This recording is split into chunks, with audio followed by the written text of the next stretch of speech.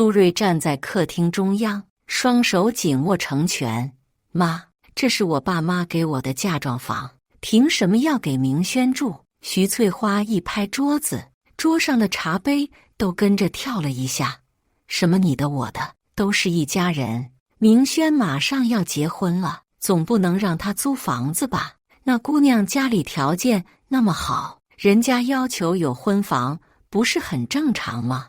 可是我们自己还在还房贷。苏芮的声音有些颤抖。哎呦，你这个做嫂子的怎么这么小气？徐翠花翻了个白眼，脸上满是不屑。房子空着也是空着，给小叔子住几天能怎么样？我看你就是心里没把我们周家人当自己人。嫁进来3年了，心还是向着娘家。周明远在一旁低声劝道：芮芮，要不就先让明轩住着吧，等他结婚有了新房再搬走，反正那房子你也没装修，空着也是浪费。苏芮转头看着丈夫躲闪的眼神，心里一阵发凉。她没想到自己的亲人会这样轻易地把她推向深渊。大家好，开始今天的分享之前，希望你能给人间烟火点个订阅，我将会分享更多优质的内容。雨打在窗户上发出啪啪的声响。苏芮匆忙地在客厅里摆了3个盆子，这已经是这个月第2次漏雨了。她看着天花板上那块越来越大的水渍，心里叹了口气。芮芮，我回来了。周明远推门而入，手里提着菜，身上被雨淋得湿漉漉的。快去换衣服，别感冒了。苏芮接过菜篮子，里面只有1把青菜和2个土豆。今天菜市场的菜又涨价了，青菜都要5块钱1斤。周明远一边脱外套一边抱怨，房贷下个月又要还，还有给爸妈的生活费，这个月又得紧着过了。苏芮默默地点了点头。结婚3年来，这样的对话他已经听了无数遍。他们住在云溪市郊区这套80年代的老房子里，2室1厅，墙皮脱落，水管老化，这是周家的祖产。公公婆婆在这里住了大半辈子，现在传给了长子。每当看到客厅里那台老旧的电视机，苏芮就会想起新婚那天。婆婆徐翠花指着这台电视对她说：这台电视买了15年了，质量好着呢。你们年轻人就知道追求新鲜的，过日子要懂得节俭。那时候苏芮还天真的以为婆婆是在教她过日子的道理，现在她才明白，所谓的节俭其实就是让她习惯这种拮据的生活。周明远在一家小公司做会计，月薪8000，看似不少，但是房贷要还3500，给父母的生活费1000，水电煤气物业费700-800，算下来能自由支配的钱所剩无几。苏芮在一家培训机构当英语老师，月薪6000，但是培训机构的工作不稳定，经常拖欠工资，夫妻俩的生活过得紧巴巴的。但是苏芮心里还有一个秘密的慰藉，那套嫁妆房。那是一个阳光明媚的周六，苏芮独自一人来到市中心的御景华庭小区。她站在楼下，仰头看着12楼那扇朝南的窗户，心里涌起一阵暖流。虽然她从来没有在那里住过1天，但是那里承载着她对未来生活的所有憧憬。这套房子位于云溪市中心黄金地段，靠近繁华的商业区，周围有地铁站、购物中心，还有几所重点学校。92平方米，2居室，朝南的户型，采光极好。更重要的是，这是他父母卖掉老家房子，加上半辈子积蓄买下的。苏芮永远忘不了那个春天的下午，父亲拿着购房合同，手抖得厉害，在签字的时候甚至握不稳笔。那是2019年，房价正涨得厉害，这套房子花了父母120万。爸，您的手怎么抖得这么厉害？”苏瑞当时担心地问。“没事，就是有点激动。”父亲笑着说。但是苏瑞看得出来，父亲其实是紧张。120万，对于一个退休的铁路工人来说，这几乎是一个天文数字。母亲在一旁红着眼眶说：“闺女，这房子是给你的底气，让你在婆家能挺直腰杆说话。我们这辈子没什么本事，但是不能让你嫁过去受委屈。”那一刻，苏瑞哭了。他知道这套房子对父母来说意味着什么，也知道这套房子对他来说意味着什么。然而，让苏瑞没有想到的是，这套承载着父母心血的房子，却成了婆家觊觎的对象。事情要从1个月前的那个晚上说起。那天，小叔子周明轩带着女朋友于小娜第一次来家里吃饭。徐翠花高兴得合不拢嘴，连忙招呼大家坐下吃饭。饭桌上，于小娜表现得很懂事，主动给长辈夹菜，说话也很得体。小娜真是个好孩子，徐翠花夸奖道：“明轩，你可得好好珍惜人家。”“那是当然。”周明轩有些害羞地笑了笑。就在大家其乐融融的时候，于小娜突然说道：“阿姨，我爸妈说了，我们要是结婚的话，必须得有自己的房子。他们说，女孩子嫁人总得有个保障。”这句话让饭桌上的气氛瞬间变得有些尴尬。周明轩的脸涨得通红，公公周建国咳嗽了一声，徐翠花的笑容也有些僵硬。“这个房子的事情，我们再商量商量。”徐翠花勉强笑着说：“阿姨，您别误会，我不是催你们，就是我爸妈比较传统，觉得结婚必须有房子。”于小娜连忙解释：“我也和他们说过可以租房子，但是他们就是不同意。”“理解，理解。”公公周建国点点头，父母都是为了孩子好。那天晚上，于小娜走后，徐翠花就开始发愁了，这可怎么办？人家姑娘条件那么好，要是因为房子的事情跑了，明轩这辈子可怎么办？徐翠花在客厅里来回踱步。“妈，您别着急，我们想想办法。”周明远安慰道。“什么办法？就咱们家这个条件，拿什么给明轩买房子？”徐翠花叹了口气：“我和你爸的退休金加起来不到4000块，你们小夫妻还要还房贷，哪有钱买房子？”苏瑞坐在一旁没有说话，但是他隐约感觉到徐翠花的目光时不时地瞄向他。果然，过了几天，徐翠花开始旁敲侧击了：“苏瑞啊，你那套房子一直空着，也怪浪费的。”一天吃晚饭的时候，徐翠花突然说道：“我是想装修的，但是手头比较紧。”苏瑞回答：“装修确实要不少钱。”徐翠花点点头，然后话锋一转：“我就是想，房子空着也是空着，要不让明轩先住着，等你们有钱装修了，再让他搬出来。”苏瑞停下了手中的筷子，抬头看着婆婆：“妈，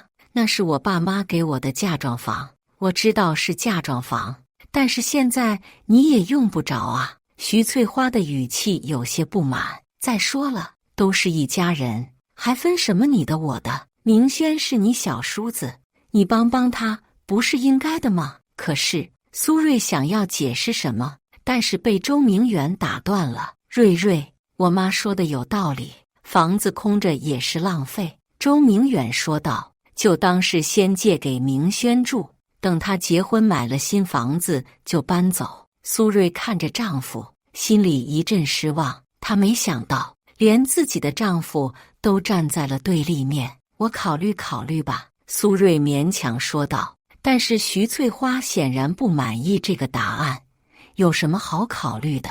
不就是借住一段时间吗？你这样扭扭捏捏的，像什么话？”从那天开始，苏瑞就陷入了一场持久的心理战。徐翠花的攻势是渐进式的，就像温水煮青蛙一样。第二天早上，苏芮刚起床，就听到徐翠花在厨房里叹气：“哎，明轩都28了，眼看着就要奔3了，好不容易找到个合适的姑娘，可是人家要求有房子。”苏芮知道这话是说给他听的，但是他假装没听见，匆匆吃了早饭就去上班了。中午回来，徐翠花又开始了：“我今天去菜市场碰到了张大妈，人家孙子去年结婚，买了套100平的房子。张大妈别提多有面子了。”晚上吃饭的时候，徐翠花的话题又绕到了房子上。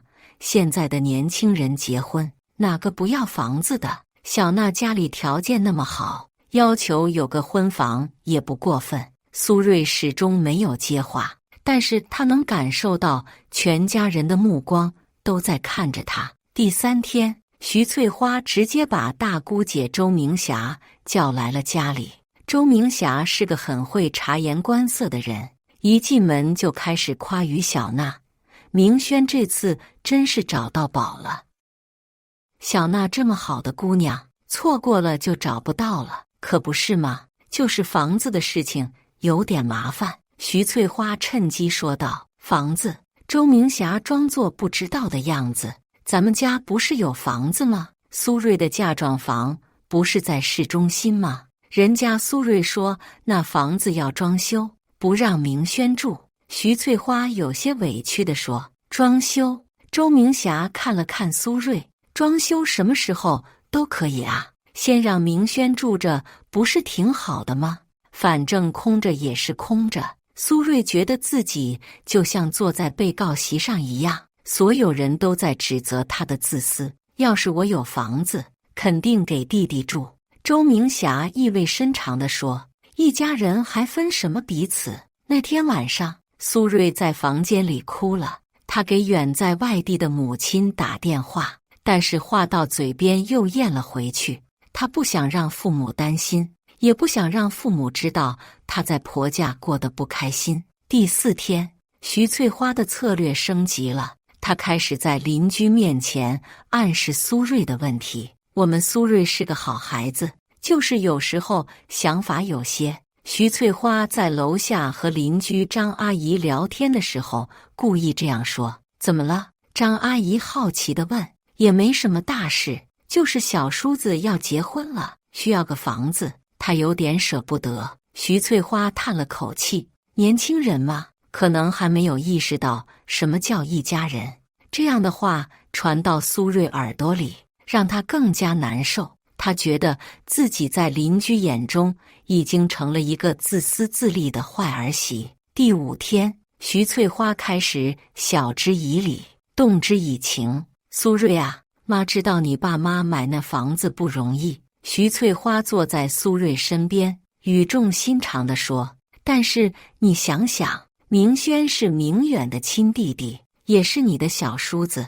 我们老周家就这么2个儿子，你不帮他，谁帮他？”妈，苏芮想要解释什么？我知道你心里有想法，觉得那是你的嫁妆房，不想给别人住。徐翠花打断了他：“但是你想过没有，如果明轩因为房子的事情娶不上媳妇，我们老周家的香火怎么办？”这句话让苏芮感到巨大的压力。在中国的传统观念里，传宗接代是一件大事，而他现在似乎成了阻挠这件大事的罪人。而且，你们现在住的这套房子，以后不也是你们的吗？徐翠花继续说道：“我和你爸年纪大了，这房子迟早要传给明远。你们有了这套房子，再加上你的嫁妆房，2套房子呢，还不够吗？”这番话说得很有道理，让苏芮一时间不知道如何反驳。第6天，周明远也开始劝说了：“芮芮，我觉得我妈说的有道理。”晚上躺在床上，周明远对苏芮说：“明轩是我亲弟弟，我们不帮他，谁帮他？可是那房子……”苏芮的声音有些哽咽：“我知道那房子对你很重要，但是我们现在也用不上啊。”周明远伸手抱住妻子，就当是借给明轩住，等他结婚买了新房子就搬走，房子还是你的，产权也不会变。你真的觉得他会搬走吗？苏芮问道。当然会，周明远很肯定地说。明轩不是那种贪心的人，他知道那是你的房子，可是你妈好像不是这么想的。苏芮说道。他今天还和张阿姨说我舍不得帮小叔子，我妈就是嘴硬心软，你别和她计较。周明远劝道。他其实挺喜欢你的，就是为了明轩的事情着急。苏芮没有再说话，但是他心里很清楚，徐翠花对他的态度绝不仅仅是嘴硬心软那么简单。第7天，压力达到了顶点，于小娜再次来到了周家。这次她带来了一个最后通牒：阿姨，我爸妈说了，如果这个月内不能确定房子的事情，我们的婚事就先缓一缓。于小娜坐在沙发上，脸上的笑容有些勉强。我也不想催你们，但是我爸妈的态度很坚决。这句话让徐翠花彻底慌了，她看着于小娜，急切地说：小娜，你别着急，房子的事情我们一定会解决的。那什么时候能有个准信？于小娜问道。徐翠花看向苏芮，眼神里带着明显的威胁。苏芮，你说呢？苏芮感觉自己被推到了悬崖边上，如果他继续拒绝，那么周明轩的婚事就会告吹，他就会成为破坏家庭和睦的罪人。如果他同意，那么自己最珍贵的东西就要拱手让人。就在这时，周明轩回来了。他一进门就感受到了屋里紧张的气氛。怎么了？他问道。明轩，你来得正好。徐翠花立刻说道。小娜说她爸妈要个准信，关于房子的事情。周明轩看了看女朋友，又看了看嫂子，有些为难地说：嫂子，我知道这样要求很过分，但是你什么都别说了。苏芮突然开口，声音很轻，但是很坚决。我同意。这句话让所有人都愣住了。徐翠花简直不敢相信自己的耳朵。你说什么？我说我同意让明轩住我的嫁妆房。苏芮重复了一遍，眼中含着泪水。太好了！于小娜高兴地跳了起来。苏芮姐，你真是太好了！徐翠花也松了一口气，但是她看着苏芮的表情，心里突然有些不舒服。这种不舒服不是因为愧疚，而是因为苏芮的态度让她觉得不爽。你这是什么表情？徐翠花皱着眉头说道。好像我们欠了你什么似的，不就是借住一段时间吗？又不是不还给你。苏芮抬起头看着婆婆，眼中的泪水终于流了下来。妈，我已经同意了，您还想怎么样？我怎么样了？我就是觉得你这个态度不对。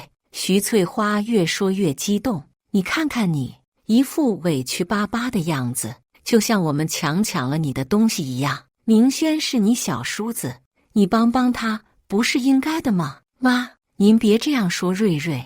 周明远想要打圆场。我说什么了？我说错了吗？徐翠花的声音越来越高。他苏芮就是小气，就是自私。我们求了他这么久，他才勉勉强强的同意，还摆出这副脸色给谁看？苏芮觉得自己的委屈到了极点，他已经做出了最大的让步，为什么还要承受这样的指责？我哪里小气了？我哪里自私了？苏芮终于忍不住了。那是我爸妈的血汗钱买的房子，我凭什么要给别人住？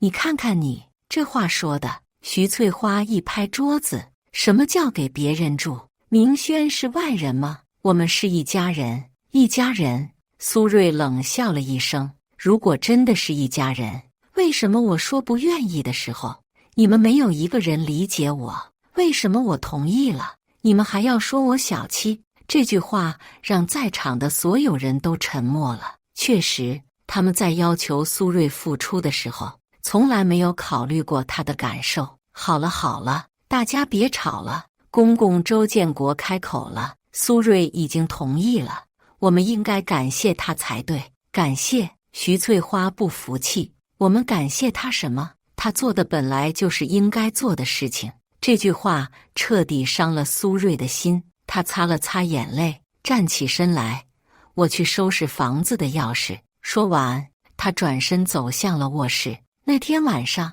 苏芮一个人坐在床边，手里拿着嫁妆房的钥匙。这把小小的钥匙承载着父母的心血，也承载着他对未来的憧憬。现在他要把它交给别人了。周明远坐在他身边，想要安慰他，但是不知道该说什么。芮芮，你别难过了，房子还是你的，产权不会变。周明远说道。我不是为了产权难过，苏芮的声音很轻，我是为了这个家庭的态度难过。我已经妥协了，已经把自己最珍贵的东西拿出来了，但是得到的不是感谢，而是更多的指责。周明远不知道该怎么回答，他知道母亲的话确实有些过分，但是他又不敢在母亲面前为妻子说话。明远，你觉得我做错了什么吗？苏芮看着丈夫问道。没有，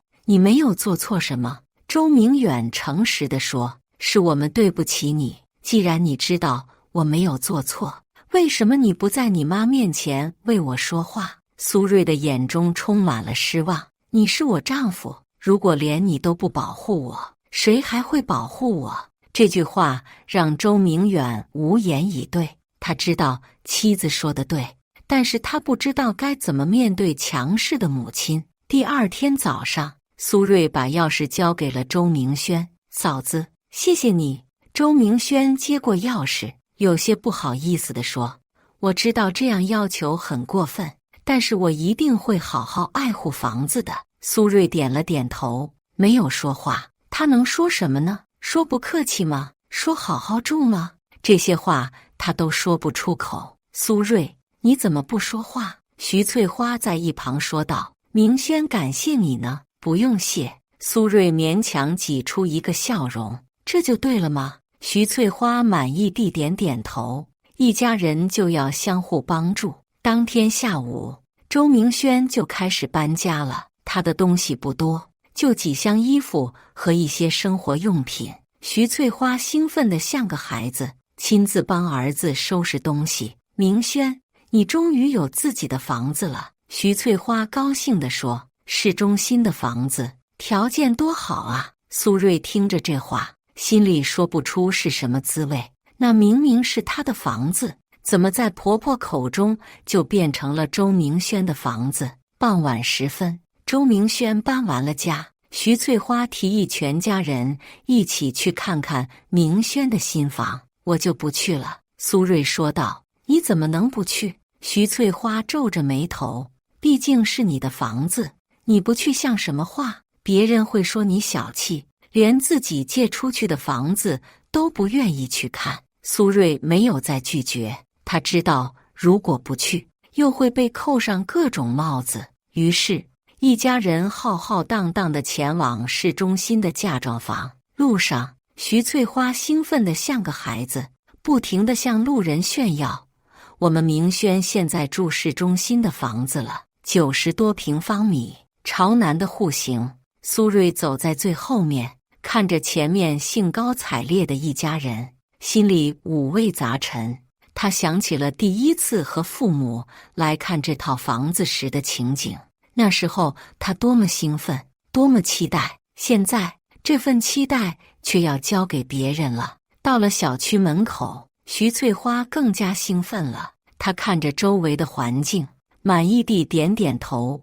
这小区真不错，绿化也好，还有保安。明轩住在这里，小娜父母肯定满意。进了电梯，徐翠花按下了12楼的按钮，电梯缓缓上升。苏芮的心情却越来越沉重。终于到了12楼，大家走出电梯，来到了1201的门前。徐翠花从周明轩手里拿过钥匙，兴奋地说，来，大家快看看明轩的新房子。她把钥匙插进锁孔，轻轻一转，听到咔嚓一声，门锁打开了。徐翠花推开门，满脸笑容地准备走进去，可是她却忽然停住了脚步。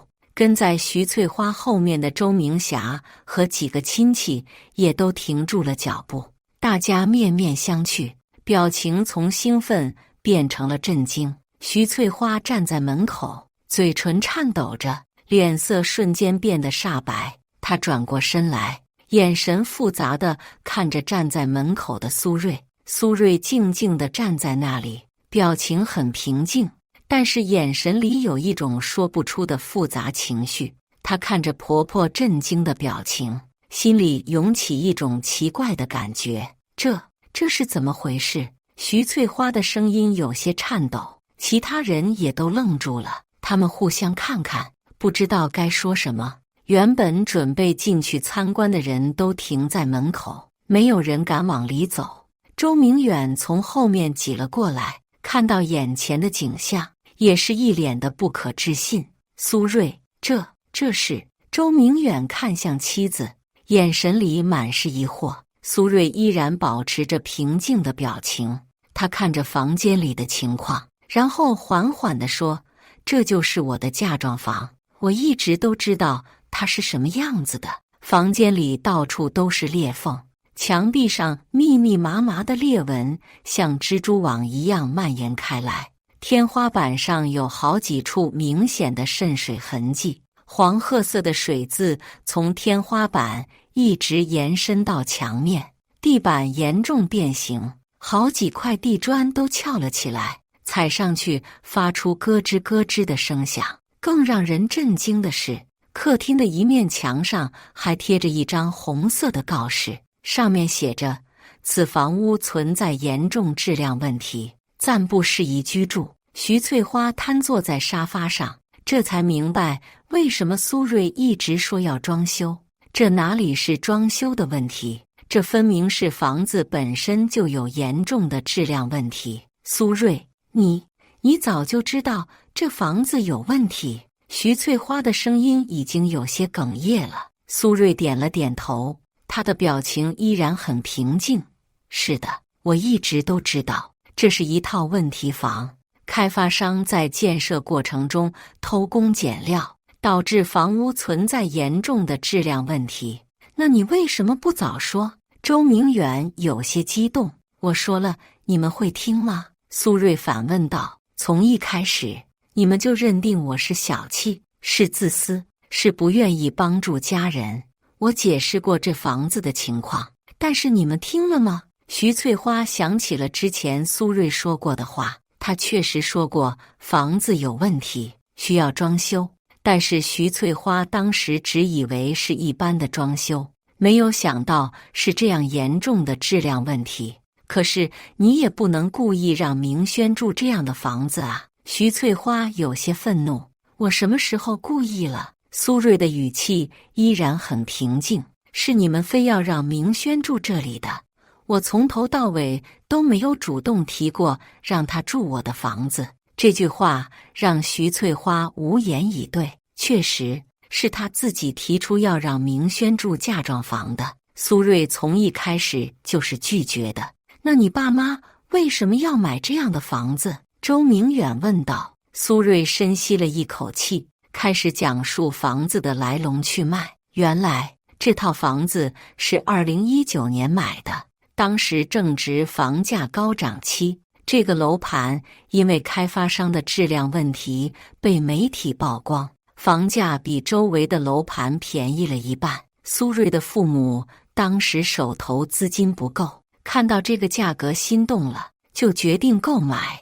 我爸妈买房子的时候就知道有质量问题，但是他们想着反正女儿暂时也住不了，等开发商赔偿解决了再说。苏瑞说道。这几年我们一直在等开发商的赔偿方案，但是一直没有结果。那你们为什么不起诉开发商？周明霞问道。起诉了，但是这种案子很复杂，需要很长时间。苏瑞说道。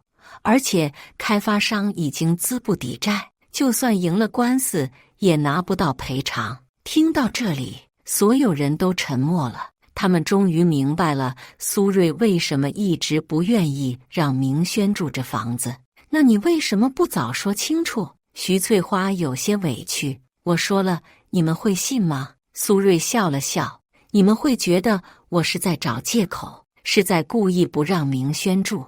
与其解释半天被人当成撒谎，不如让事实说话。这句话让在场的所有人都感到惭愧。确实，如果苏芮当时说房子有质量问题，他们很可能会认为他是在找借口。可是明轩这几天一直住在这里，会不会有什么问题？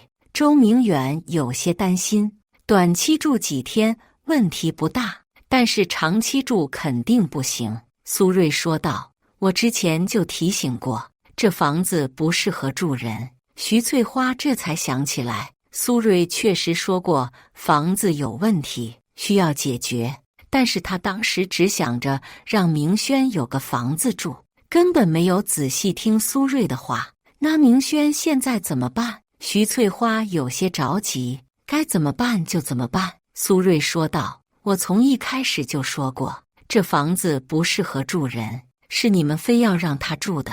徐翠花无话可说了，她终于明白这几个月来自己对苏芮的指责是多么的不公平。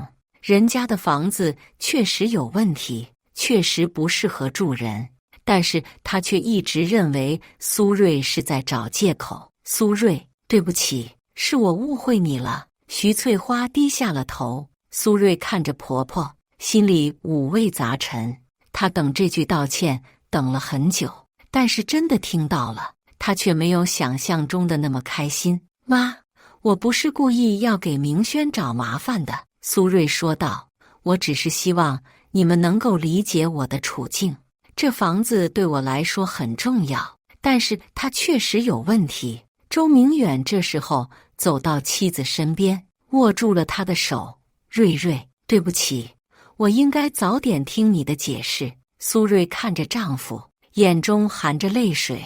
她不是为了房子的事情委屈，她是为了这几个月来承受的误解和指责委屈。我知道你们都是为了明轩好，但是你们有没有想过我的感受？苏芮的眼泪终于流了下来。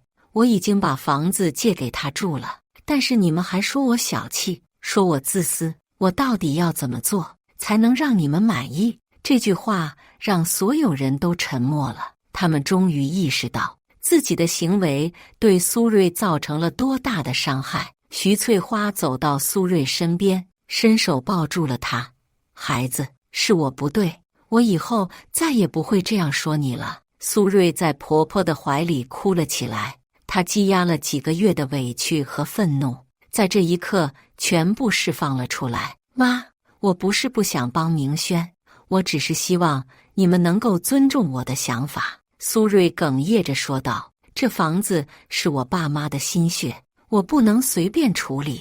我知道，我知道。徐翠花轻拍着苏芮的后背，是我太自私了，只想着明轩，没有考虑你的感受。这时候周明轩从房间里走了出来，他已经收拾好了行李，准备搬走。嫂子，对不起，我不知道房子有这么严重的问题。明轩有些尴尬，我马上就搬走。苏芮擦了擦眼泪，看着小叔子，明轩，我不是故意要让你住这样的房子的，我只是希望你们能够理解，这房子确实有问题。我明白了，嫂子。明轩点了点头，以后我会靠自己的努力买房子的。听到这句话，苏芮心里很欣慰，她看到了明轩的成长，也看到了这个家庭的变化。事后，苏芮告诉了大家一个秘密，原来她的父母除了这套问题房，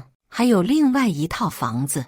我爸妈其实在郊区还有一套房子，是他们自己住的。苏芮说道，这套市中心的房子一开始就是用来测试的。测试什么？徐翠花不解。测试你们对我的态度。苏芮说道，我爸妈买这套房子的时候就说过，如果我在婆家遇到困难，这房子就是一个测试。看看你们是真心对我好，还是只是想要利用我。这句话让所有人都震惊了，他们没有想到苏芮的父母竟然有这样的深谋远虑。那你们真正的嫁妆房在哪里？周明远问道。在我爸妈手里，苏芮说道。如果这次的测试通过了，他们会把真正的房子过户给我；如果没有通过，这套房子就当作是给我的一个教训。听到这里，徐翠花更加惭愧了，她终于明白自己的行为有多么的过分。苏芮，你爸妈真是有远见。徐翠花说道。是我们对不起你，妈，过去的事情就算了。苏芮说道。我希望以后我们能够相互理解，相互尊重。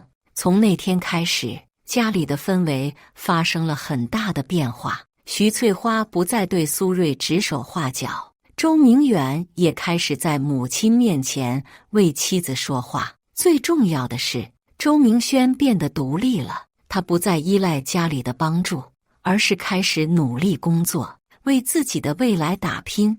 这次事件让所有人都学到了很多。徐翠花学会了尊重儿媳妇，不再把自己的想法强加给别人。周明远学会了在家庭矛盾中保护妻子，不再当老好人。周明轩学会了自立自强，不再指望别人的帮助。而苏芮也在这次事件中展现了自己的智慧和坚持。她没有用激烈的方式反抗，而是用事实说话，让所有人看到了真相。几个月后，苏芮的父母真的把另外一套房子过户给了他。那是一套位于云溪市新区的3居室，装修精美，环境优雅。当苏芮拿到新房产证的时候，她终于明白了父母的良苦用心。闺女，这次你处理得很好。母亲在电话里说道。我们把这套房子给你，是希望你能够在婚姻中有自己的底气。记住，无论什么时候，都不要失去自己的原则。苏芮看着手中的房产证，心里充满了感激。她感激父母的远见，感激这次事件给她带来的成长，也感激家人最终的理解和支持。现在的苏芮在这个家里终于有了真正的地位。她不再是那个被指责的儿媳妇，而是一个被尊重的家庭成员。而那套问题房，经过几年的法律程序，最终也得到了开发商的赔偿。苏芮用这笔钱和丈夫一起投资了一个小生意。至于周明轩，他在这次事件后确实成熟了很多，他开始努力工作，积极存钱。1年后，终于凭借自己的能力在郊区买了一套小房子，虽然不大，但是是他自己的努力成果。于小娜看到他的改变，也被他的上进心感动，两人最终还是走到了一起。这个故事告诉我们，在家庭关系中，尊重和理解比什么都重要。每个人都有自己的立场和难处，只有相互体谅，才能建立和谐的家庭关系。而对于那些想要占便宜的人，有时候用事实说话比用言语争辩更有效果。苏芮的智慧在于，她没有选择针锋相对的对抗，而是用一种更加聪明的方式维护了自己的权益。她让所有人看到了真相，也让所有人明白了尊重的重要性。现在回想起来，那套问题房虽然给苏芮带来了很多麻烦，但也成为了他人生中的一个重要转折点。它让他学会了如何在复杂的家庭关系中保护自己，也让他的家人学会了如何真正的尊重和理解他。有时候，生活就是这样充满戏剧性，一套看似普通的房子，却能揭示出人性的复杂和家庭关系的微妙。而真正的智慧就在于如何在这些复杂的关系中找到自己的位置，维护自己的尊严，同时也不伤害到其他人。苏芮做到了，她用自己的方式赢得了尊重，也让这个家庭变得更加和谐。这或许就是所谓的智慧吧，不是用强硬的手段去对抗，而是用巧妙的方式让真相自己说话。以上就是今天分享的故事，大家有什么想说的、想吐槽的，欢迎在下方评论交流，也更希望能给人间烟火点个订阅。